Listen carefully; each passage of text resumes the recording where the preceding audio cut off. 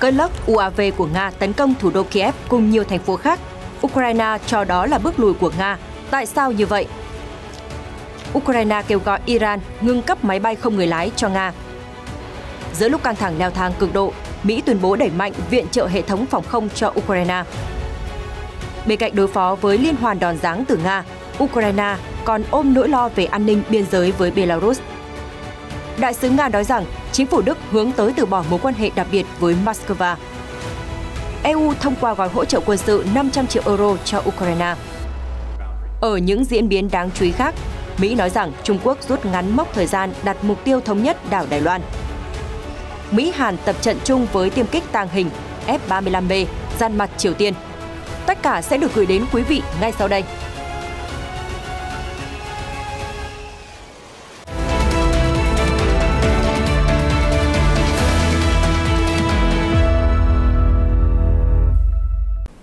Chào mừng quý vị đến với chương trình tin quốc tế. Mở đầu bản tin ngày hôm nay sẽ là những cập nhật liên quan đến xung đột ở Đông Âu. Thưa quý vị, Nga đã thực hiện liên tiếp các đợt tấn công bằng máy bay không người lái cảm tử UAV, làm rung chuyển thủ đô Kiev cùng nhiều thành phố trên khắp Ukraine. Tổng thống Volodymyr Zelensky mới đây nhận định liên hoàn đòn tấn công trên không những không thể chứng minh được sức mạnh của Nga mà còn bộc lộ bước lùi của quân đội xứ Bạch Dương. Trang tin Newsky cho hay, trong bài phát biểu hôm 17 tháng 10, Tổng thống Ukraine Zelensky cho rằng việc sử dụng các máy bay không người lái cảm tử là bằng chứng cho thấy Nga không có cơ hội giành ưu thế trên mặt trận. Đây chỉ là hành động giúp Nga khỏa lấp các bước lùi về mặt quân sự. Ông Zelensky cũng yêu cầu các quốc gia đồng minh cung cấp thêm hệ thống phòng không. Ông Zelensky nhấn mạnh, hỗ trợ Ukraine không phải là một xu hướng, một trò vui hay thử thách. Đó không nên là một nỗ lực xuất hiện và sau đó biến mất một cách nhanh chóng. Trong khi đó, các quốc gia phương Tây khẳng định sẽ tiếp tục hỗ trợ Ukraine sau các đợt tấn công dồn dập của Nga trong những ngày gần đây. Nga luôn khẳng định chiến dịch quân sự đặc biệt của nước này vẫn đang đi đúng kế hoạch, đồng thời cảnh báo động thái hỗ trợ của phương Tây sẽ dẫn đến nguy cơ bùng nổ cuộc đối đầu trực tiếp giữa Nga và NATO.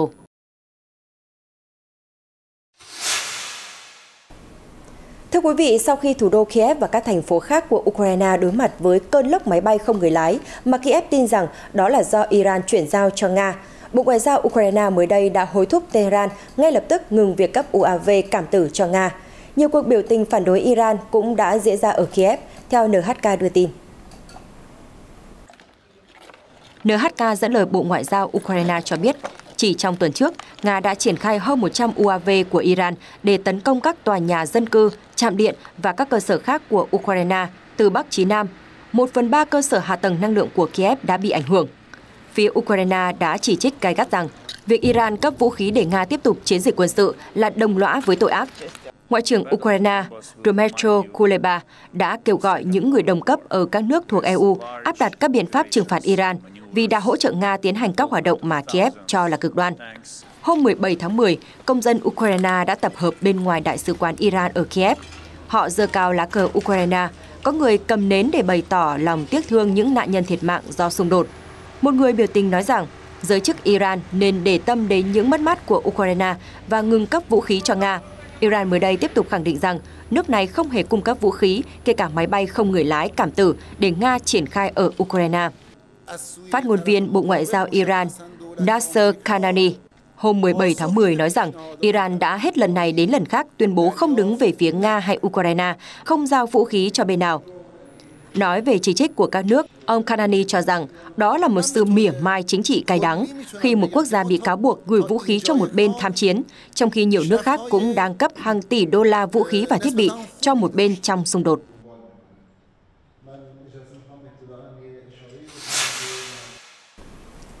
CNN đưa tin hôm 18 tháng 10, Bộ Quốc phòng Mỹ tuyên bố Washington đang tìm cách đẩy nhanh việc chuyển giao các hệ thống phòng không tiên tiến cho Kiev. Trước mắt, Mỹ đã cam kết hỗ trợ cho Ukraine 2 hệ thống tên lửa đất đối không nhằm chống lại các tên lửa cũng như máy bay không người lái UAV của Moscow. Đây là bước đi mới nhất của Mỹ nhằm giúp Ukraine tự bảo vệ mình trước các mối đe dọa từ trên không. Theo CNN, trong cuộc tập kích của 80 tên lửa hành trình Nga nhằm vào các thành phố Ukraine hồi tuần trước, cùng các vụ tấn công bằng UAV, giờ đây bên cạnh tên lửa hành trình, pháo binh, UAV đã trở thành khí tài chủ chốt tạo nên sức mạnh của quân đội Nga. Do đó, việc đối phó với khí tài này là một vấn đề cấp bách đối với Kiev. Hôm 17 tháng 10, Bộ Ngoại giao Mỹ cho biết nước này đã có những bằng chứng không thể chối cãi về việc Iran đã cung cấp những khí tài này cho Nga, và điều đó đã vi phạm nghị quyết của Hội đồng Bảo an Liên Hợp Quốc về việc hạn chế một số hoạt động chuyển vũ khí đến hoặc từ Iran. Theo các nhà phân tích phương Tây, với việc kho dự trữ vũ khí chính xác của mình đang cạn kiệt, Moscow đã chuyển sang sử dụng các máy bay không người lái để duy trì các cuộc không kích. Ưu điểm của dòng vũ khí nằm ở chi phí và thời gian sản xuất lắp ráp.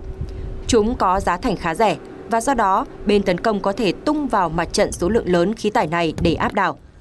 Bằng việc thực hiện các đòn cảm tử nhắm vào đối thủ, một phi đội UAV có thể dễ dàng đánh gục một trung đoàn hoặc đại đội phương tiện bọc thép hay các căn cứ kiên cố của đối thủ.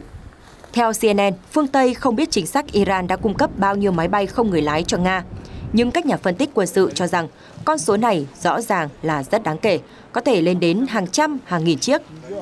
Chỉ riêng trong ngày 17 tháng 10, Nga đã tung ít nhất 43 chiếc vào chiến trường, 37 chiếc bị bắn hạ và 6 chiếc còn lại đã đánh trúng mục tiêu, gây ra một số tổn thất cho Ukraine. Ông Mikhail Koman, giám đốc chương trình nghiên cứu Nga tại Trung tâm Phân tích Hải quân cho biết, các đòn tấn công bằng UAV đã khiến nguồn cung cấp điện của Ukraine bị phá hủy, gây ra tâm lý hoang mang cho người dân nước này. Để đối phó với chiến thuật UAV cảm tử này, một quan chức quốc phòng Mỹ nói với CNN hôm 17 tháng 10 rằng Lầu Năm Góc đang cố gắng đẩy nhanh tiến độ cung cấp 2 hệ thống tên lửa đất đối không NASAM có khả năng đánh chặn mọi phương tiện bay. Ngoài 2 hệ thống được đề cập, Washington đã cam kết bàn giao 8 hệ thống NASAM nữa cho Ukraine trong thời gian tới. Giữa lúc hứng chịu nhiều cuộc tấn công dữ dội từ Nga, Ukraine luôn nhấn mạnh sự cần thiết của các hệ thống vũ khí tiên tiến từ phương Tây, trong đó Mỹ luôn đi đầu trong nỗ lực này. Tuy nhiên, theo một nghị sĩ Mỹ, hỗ trợ quân sự cho Ukraine có thể gặp trắc trở nếu Đảng Cộng Hòa nắm quyền kiểm soát Quốc hội sau cuộc bầu cử giữa kỳ vào tháng tới. Nhận định được đưa ra hôm 17 tháng 10 theo hãng tin Sputnik. Phát biểu từ một sự kiện, Chủ tịch Dịch vụ Vũ trang Thượng viện ông Jack Reed nói rằng nếu Đảng Cộng Hòa kiểm soát Quốc hội thì yêu cầu của Ukraine có thể không được chấp nhận theo bất kỳ hình thức nào. Vì vậy, chúng ta có thể gặp tình huống rằng những bất ổn và bất đồng trong nước có thể ảnh hưởng đến sự ủng hộ của chúng ta đối với Ukraine. Hãng tin Sputnik dẫn lời ông Reed cho hay, hiện tại hai Đảng Cộng Hòa và Đảng Dân Chủ trong Quốc hội Mỹ vẫn đang thống nhất trong việc cung cấp hỗ trợ cho Ukraine. Ông Reed nói, hiện Đảng Dân Chủ kiểm soát cả Thượng viện và Hạ viện. Tuy nhiên, vị trí này có thể thay đổi trong cuộc bầu cử giữa kỳ ở Mỹ vào ngày 8 tháng 11 sắp tới. Được biết, cử tri trên khắp nước Mỹ sẽ bầu lại toàn bộ 435 ghế tại Hạ viện và 1/3 trên tổng số 100 ghế tại Thượng viện.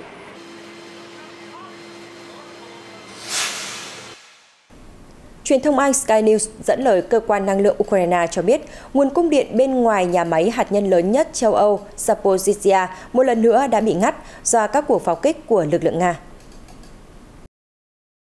Nhà máy Zaporizhzhia đã trở thành tâm điểm xung đột ở Ukraine từ những ngày đầu chiến dịch quân sự của Nga. Nơi này đang do quân đội Moscow kiểm soát. Hôm 17 tháng 10, Tập đoàn Năng lượng Energoatom của Ukraine cho biết Nga tấn công một trạm biến áp cung cấp điện cho nhà máy Zaporizhzhia.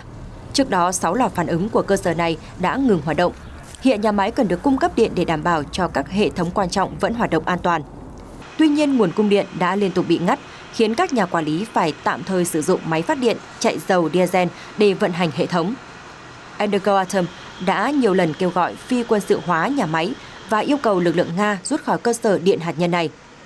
Hiện Nga chưa đưa ra phản hồi liên quan đến tuyên bố của Ukraine.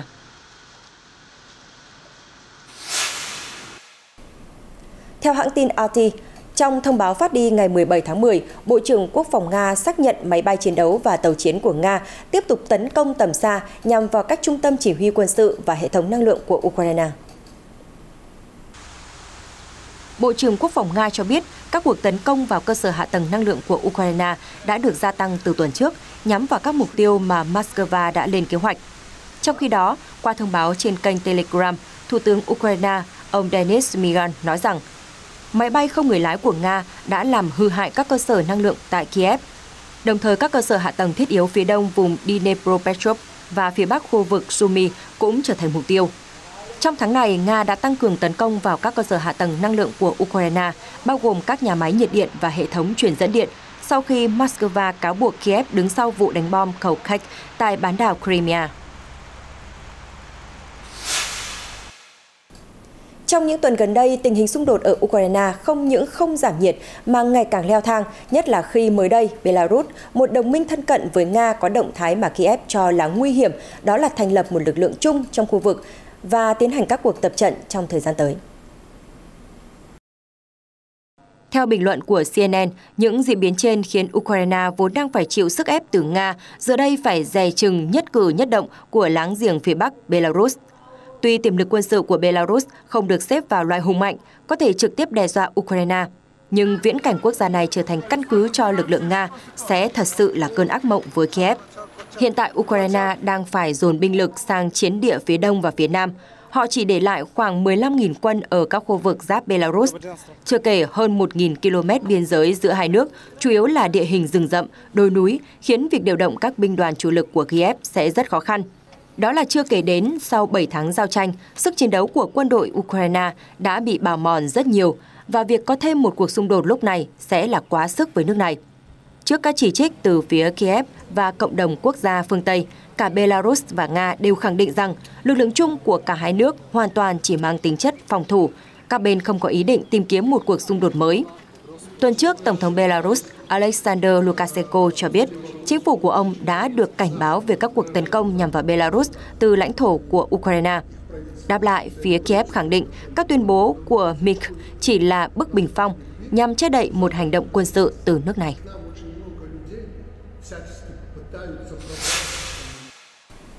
Từ khi chiến dịch quân sự của Nga nổ ra, tỷ phú Elon Musk đã đưa vệ tinh Starlink đến cung cấp dịch vụ Internet cho Ukraine. Tuy nhiên, tuần trước, CEO của SpaceX nói rằng không thể miễn phí mãi mãi dịch vụ Internet qua mạng lưới vệ tinh Starlink cho Ukraine. Về vấn đề này, Lầu Năm Góc đang làm việc với hãng SpaceX, theo hãng tin TASS ngày 18 tháng 10 cho hay. Theo phát ngôn viên Lầu Năm Góc, Trung tá Garonka, Bộ Quốc phòng Mỹ đang làm việc với hãng SpaceX để giải quyết các chi tiết. Trước đó, tờ Politico hôm 17 tháng 10 cho biết Lầu Năm Góc đang xem xét khả năng chi trả cho các hoạt động của Starlink ở Ukraine. Tỷ phú Elon Musk sau đó cho biết công ty đã rút lại lời kêu gọi tài trợ để giúp công ty tiếp tục cung cấp Internet cho Ukraine.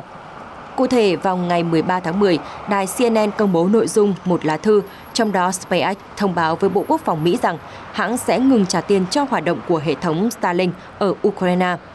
Ngoài ra, SpaceX cũng yêu cầu Lầu Năm Góc tài trợ cho việc cung cấp thêm các thiết bị đầu cuối Starlink cho Kiev, cũng như các dịch vụ cho chính quyền và quân đội Ukraine. Tuy nhiên, vào ngày 15 tháng 10, ông Musk đã đổi giọng, nói rằng sẽ tiếp tục hỗ trợ Ukraine.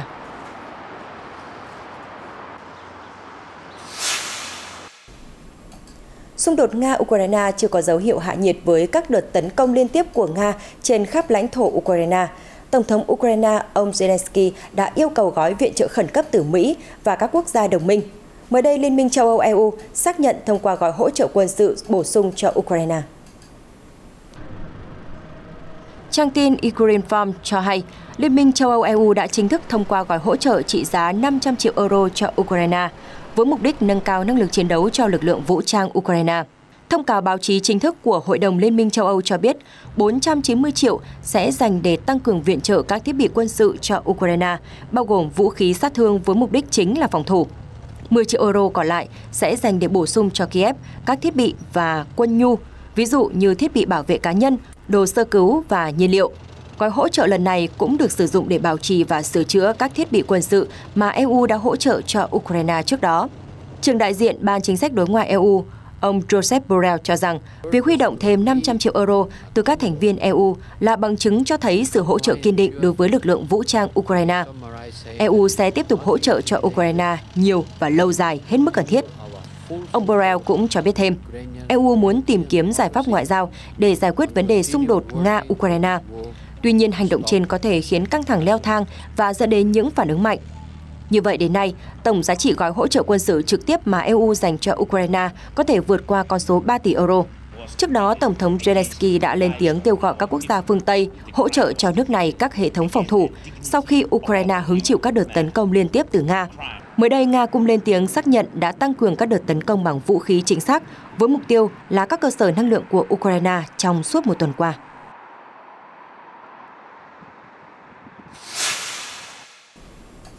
Đối thoại giữa các cơ quan chức năng của Nga và Đức vẫn chưa bị gián đoạn hoàn toàn, mặc dù Berlin vẫn hướng tới việc bác bỏ mối quan hệ đặc biệt giữa hai nước. Thông tin được Đại sứ Nga Sergei Nechayev cho biết trong một cuộc phỏng vấn với hãng tin TASS. Theo vị đại sứ Nga tại Đức, bất chấp nhiều khó khăn, cuộc đối thoại giữa hai nước vẫn chưa hoàn toàn bị gián đoạn. Đặc biệt, Tổng thống Nga Vladimir Putin và Thủ tướng Đức Olaf Scholz thỉnh thoảng vẫn liên lạc với nhau. Cuộc điện đàm gần đây nhất giữa hai nhà lãnh đạo diễn ra vào ngày 13 tháng 9. Ông Sergei Nechayev lưu ý, các cuộc tiếp xúc làm việc, bao gồm cả thông qua các cơ quan chính trị quốc tế vẫn tiếp tục, mặc dù mức độ, số lượng và nội dung có phần khiêm tốn hơn nhiều so với trước đây. Nhà ngoại giao còn nói thêm, phía Đức đã đóng băng hầu hết các hình thức hợp tác truyền thống. Ông nhấn mạnh, trên thực tế, các nhà chức trách Đức đã hướng tới việc bác bỏ mối quan hệ đặc biệt giữa hai quốc gia và dân tộc, vốn được thiết lập từ lâu và kết nối hai nước ngay cả trong thời điểm khó khăn nhất.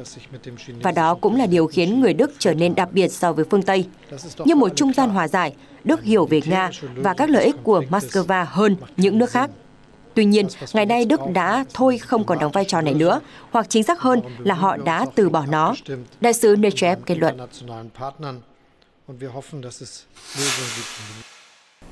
Liên quan đến căng thẳng ở eo biển Đài Loan, Ngoại trưởng Mỹ Antony Blinken hôm 17 tháng 10 nói rằng Trung Quốc đã thay đổi cách tiếp cận về vấn đề đảo Đài Loan và đang dần rút ngắn các mốc thời gian để đạt được mục tiêu thống nhất hòn đảo, theo Taiwan News đưa tin. Trong cuộc trò chuyện với cựu Ngoại trưởng Mỹ Condoleezza Rice trước các sinh viên Đại học Stanford hôm 17 tháng 10, ông Blinken đã được một sinh viên yêu cầu đưa ra bình luận về lập trường của Hoa Kỳ đối với vấn đề Đài Loan. Ngoại trưởng Mỹ chỉ ra, Washington đã duy trì chính sách hàng thập kỷ được xây dựng trên nền tảng giải quyết hòa bình các khác biệt giữa Bắc Kinh và Đài Loan. Ông Blinken nói rằng chính sách này đã được áp dụng thành công trong những năm qua, cho phép người dân ở Đài Loan thực sự phát triển mạnh mẽ và mang lại lợi ích cho chính hòn đảo và thế giới. Tuy nhiên, Ngoại trưởng nhận thấy rằng những năm gần đây, Bắc Kinh đã thay đổi cách đối cận đối với Đài Bắc. Ông nói rằng Trung Quốc đang thiết lập mốc thời gian tái thống nhất nhanh hơn nhiều, không loại trừ khả năng dùng các biện pháp gián tay. Vị Ngoại trưởng lưu ý, lưu thông thương mại qua eo biển Đài Loan ngày càng lớn, do đó an ninh khu vực này không chỉ là mối quan tâm của Mỹ mà còn của phần còn lại của thế giới. Ông Blinken cảnh báo nếu giao thông ở eo biển Đài Loan bị gián đoạn do xung đột quân sự, tác động sẽ rất to lớn và các quốc gia trên toàn cầu sẽ phải hứng chịu hậu quả. Ông cũng lưu ý, nếu việc sản xuất chất bán dẫn của Đài Loan bị gián đoạn bởi hành động quân sự của Trung Quốc, khủng hoảng kinh tế sẽ nổ ra trên toàn thế giới. Vị Ngoại trưởng nói thêm, lợi ích của cả Hoa Kỳ và phần còn lại của thế giới trong việc duy trì hòa bình và ổn định ở eo biển Đài Loan là rất lớn. Ông nhấn mạnh tầm quan trọng của việc sử dụng các biện pháp hòa bình để giải quyết những khác biệt ở eo biển. Đây là lý do khiến Mỹ can dự nhiều vào khu vực. Ông Blinken bày tỏ hy vọng Bắc Kinh nhìn thấy lợi ích của cách tiếp cận hòa bình để giải quyết xung đột với Đài Loan. Ông cũng nhấn mạnh các cam kết của Hoa Kỳ đối với Đài Loan trong việc hỗ trợ hòn đảo nâng cao khả năng tự vệ theo đạo luật quan hệ Đài Loan.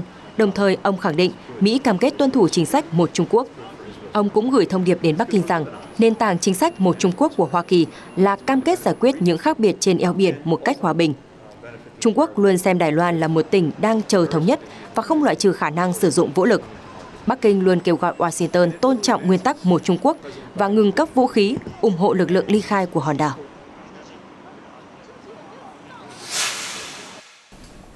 Theo Korea Herald, hôm 18 tháng 10, các quan chức Hàn Quốc cho biết nước này và Mỹ sẽ bắt đầu các cuộc tập trận không quân quy mô lớn với sự tham gia của các máy bay phản lực tàng hình F-35B của Mỹ vào cuối tháng này.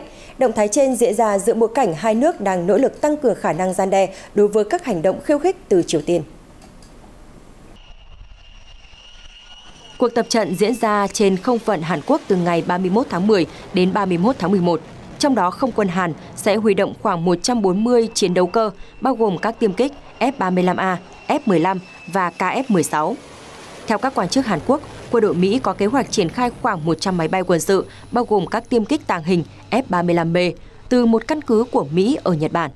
Các cuộc tập trận đã được lên kế hoạch trong bối cảnh Mỹ-Hàn đang lo ngại khả năng Bình Nhưỡng gia tăng các hành động khiêu khích, chẳng hạn như tiến hành một vụ thử hạt nhân, ngay khi Đại hội Đảng Cộng sản Trung Quốc kết thúc vào cuối tháng này. và bầu cử giữa nhiệm kỳ của Mỹ diễn ra vào ngày 8 tháng 11. Một quan chức giấu tên cho biết, cuộc huấn luyện được lên kế hoạch nhằm kiểm tra các hệ thống tác chiến phối hợp trên không giữa không quân Hàn Quốc và Mỹ, đồng thời nâng cao khả năng sẵn sàng chiến đấu giữa hai nước. Theo Korea Herald, kế hoạch triển khai tiêm kích đa nhiệm F-35B được đưa ra khi Tổng thống Mỹ Joe Biden và người đồng cấp Hàn Quốc Yoon Suk Yeol nhất trí về việc triển khai các khí tài chiến lược của Washington một cách kịp thời trong hội nghị thượng đỉnh ở Seoul hồi tháng 5.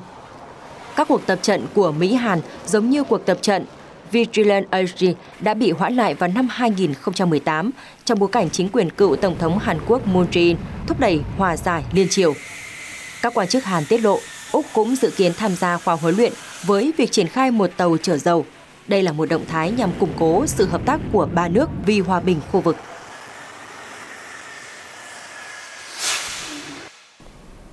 Liên quan đến nỗ lực khôi phục thỏa thuận hạt nhân Iran hay còn gọi là kế hoạch hành động toàn diện chung JCPOA, quá trình này được cho là sẽ sớm hoàn tất sau cuộc bầu cử giữa nhiệm kỳ sắp tới của Mỹ. Theo TASS dẫn lời đại diện thường trực của Nga tại các tổ chức quốc tế ở Viên, Mikhail Ulyanov cho biết trên Twitter vào hôm 18 tháng 10. Trong bài đăng mới đây trên Twitter, ông Ulyanov chia sẻ, theo ý kiến của tôi, mục tiêu khôi phục JCPOA sẽ hoàn thành vào nửa cuối tháng 11. Không có lý do gì khiến thỏa thuận hạt nhân đi chệch hướng. Được biết, 5 thành viên thường trực của Hội đồng Bảo an Liên Hợp Quốc và Đức đã ký một thỏa thuận hạt nhân với Iran hồi năm 2015 để giải quyết cuộc khủng hoảng về chương trình hạt nhân của nước này. Cựu Tổng thống Mỹ Donald Trump đã đơn phương rút Washington khỏi thỏa thuận vào năm 2018. Lãnh đạo đương nhiệm của Hoa Kỳ, Joe Biden, đã nhiều lần nêu thông điệp sẵn sàng đưa Washington trở lại thỏa thuận hạt nhân. Nga, Anh, Đức, Trung Quốc, Mỹ và Pháp đã đàm phán với Iran tại Viên kể từ tháng 4 năm ngoái nhằm tìm cách khôi phục toàn vẹn JCPOA. Được biết, Mỹ sẽ tổ chức bầu cử quốc hội giữa nhiệm kỳ vào ngày 8 tháng 11. Liên quan đến vụ rò rỉ đường ống dẫn khí đốt Nord Stream, tờ Expressen của Thụy Điển đưa tin hôm 18 tháng 10, một đoạn dài ít nhất là 50 mét của đường ống Nord Stream 1 đã bị biến mất. Expressen cũng công bố hình ảnh đầu tiên về thiệt hại của đường ống. Đoạn video do Expressen công bố cho thấy kim loại bị uốn cong và một đường ống bị hở nằm trong vùng nước âm u dưới đáy biển Baltic. Theo Expressen, đoạn video được quay vào ngày 17 tháng 10 ở độ sâu khoảng 80 mét. Theo Reuters, hiện chưa thể xác thực những hình ảnh này có phải là của Nord Stream 1 hay không. Cơ quan an ninh của Thụy Điển cho biết họ đã thu giữ một số vật trên hiện trường sau khi kết thúc điều tra, nhưng vẫn chưa rõ liệu cuộc điều tra của nhà chức trách Thụy Điển có thể làm thay đổi khu vực thế nào. Cảnh sát và công tố viên Thụy Điển nghi ngờ vụ rò rỉ trên đường ống Nord Stream vào ngày 26 tháng 9 là do các vụ nổ dưới đáy biển và cáo buộc đây là một hành động phá hoại. Hải quân và cảnh sát an ninh Thụy Điển từ chối bình luận, trong khi lực lượng bảo vệ bờ biển nước này cũng chưa đưa ra bình luận tức thì.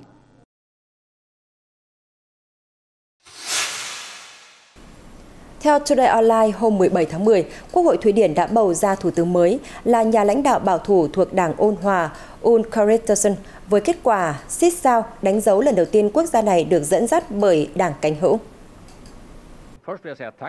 Sau chiến thắng nói trên, ông Kristersson, 58 tuổi, sẽ thành lập liên minh cầm quyền gồm 3 đảng là Đảng Ôn Hòa, Đảng Dân chủ Cơ đốc giáo và Đảng Tự do. Đảng Dân chủ Thụy Điển, đảng cực hữu lớn nhất tại Thụy Điển, không tham gia liên minh. Tuy nhiên, họ tuyên bố ủng hộ thành lập chính phủ thiểu số. Ông Kristersson nói, Thụy Điển là một quốc gia đang đối mặt với nhiều cuộc khủng hoảng song song cùng một lúc. Hồi cuối tuần trước, Liên minh của ông đã công bố lộ trình dài 62 trang với các chương trình nghị sự ảnh hưởng nặng nề tư tưởng cực hữu. Tài liệu nêu rõ, ông Kristersson có kế hoạch đưa ra các biện pháp rắn tay với tội phạm và tình trạng nhập cư, cùng với đó là xây các lò phản ứng hạt nhân mới. Trước đó, ông Kristersson đã nhận định Thụy Điển là một quốc gia đang phải đối mặt với nhiều cuộc khủng hoảng cùng một lúc.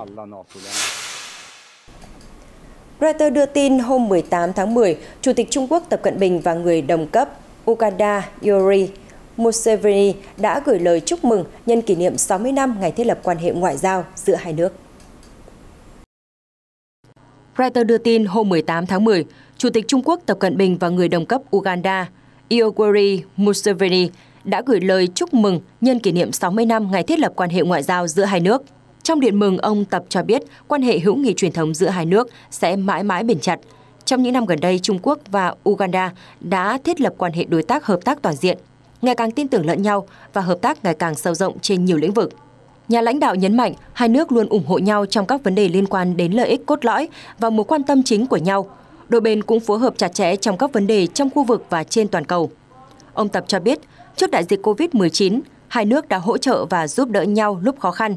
Nhà lãnh đạo khẳng định ông coi trọng quan hệ giữa Trung Quốc và Uganda và sẵn sàng thảo luận với Tổng thống Uganda Museveni để lễ kỷ niệm 60 năm quan hệ hữu nghị sẽ trở thành cơ hội để các bên làm sâu sắc hơn quan hệ hợp tác song phương trên nhiều lĩnh vực trong khuôn khổ sáng kiến vành đai và con đường và diễn đàn Trung Quốc châu Phi. Phía Trung Quốc nói rằng mục tiêu hợp tác là nhằm mang lại lợi ích cho nhân dân hai nước và cùng nhau xây dựng tương lai chung cho cộng đồng Trung Quốc châu Phi trong kỷ nguyên mới. Đáp lại, ông Museveni cho biết, kể từ khi thiết lập quan hệ ngoại giao cách đây 60 năm, Uganda và Trung Quốc đã phối hợp chặt chẽ trong nỗ lực chung để thực hiện nhiều dự án hợp tác lớn với mối quan hệ lành mạnh. Nhà lãnh đạo khẳng định Uganda sẽ tiếp tục cam kết thúc đẩy quan hệ Uganda-Trung Quốc, tăng cường sự tin tưởng vào quan hệ hữu nghị. Ông kỳ vọng quan hệ hợp tác giữa hai nước sẽ tiếp tục sâu sắc hơn để mang lại lợi ích lớn hơn cho nhân dân hai nước, đóng góp vào sự phát triển và nền hòa bình thế giới. Ở diễn biến khác, truyền thông Thổ Nhĩ Kỳ Anadolu hôm 18 tháng 10, Bộ Ngoại giao Israel đã triệu tập đặc phái viên của Úc tại Tel Aviv để phản đối việc Úc đảo ngược quyết định không công nhận Jerusalem là thủ đô của Israel. Đài phát thanh chính thức của quân đội Israel cùng trang tin I-24 của nước này đã xác nhận thông tin đặc phái viên Úc Paul Griffiths đã được Bộ Ngoại giao triệu tập để làm rõ động thái vừa qua. Thủ tướng Israel Yair Lapid đã nhấn mạnh Jerusalem sẽ mãi là thủ đô của Israel. Ông nói thêm rằng quyết định này được Úc đưa ra quá vội vàng và không dựa trên căn cứ đáng tin cậy. Chúng tôi chỉ có thể hy vọng rằng chính phủ Úc sẽ giải quyết vấn đề một cách nghiêm túc và chuyên nghiệp hơn, vị Ngoại trưởng nhấn mạnh. Ông cũng nói rằng quyết định của Úc sẽ không thay đổi bất cứ điều gì. Thông điệp trên được phía Israel đưa ra sau khi Ngoại trưởng Úc Penny Wong cho biết Canberra cam kết thực hiện giải pháp hai nhà nước, trong đó Israel và Palestine cùng tồn tại một cách hòa bình và ổn định, trong các biên giới đã được quốc tế công nhận. Bà Wong nhấn mạnh, chính phủ Úc tái khẳng định lập trường của mình rằng Jerusalem là nút thắt cuối cùng cần được giải quyết như một phần của bất kỳ cuộc đàm phán hòa bình nào giữa Israel và Palestine. Trước đó, vào năm 2018, chính phủ của Thủ tướng Scott Morrison cho biết họ sẽ công nhận Tây Jerusalem là thủ đô của Israel nhưng sẽ không chuyển đại sứ quán khỏi Tel Aviv cho đến khi các bên đạt được một giải pháp hòa bình. Chính phủ Morrison cũng đã nêu rõ lập trường này trong chính sách của Úc về Israel. Tuy nhiên, điều này đã bị chính phủ của Thủ tướng Anthony Albanese đương nhiệm xóa bỏ. Tin tức vừa rồi cũng đã kết thúc chương trình ngày hôm nay. Cảm ơn quý vị và các bạn đã quan tâm theo dõi. Xin kính chào và hẹn gặp lại.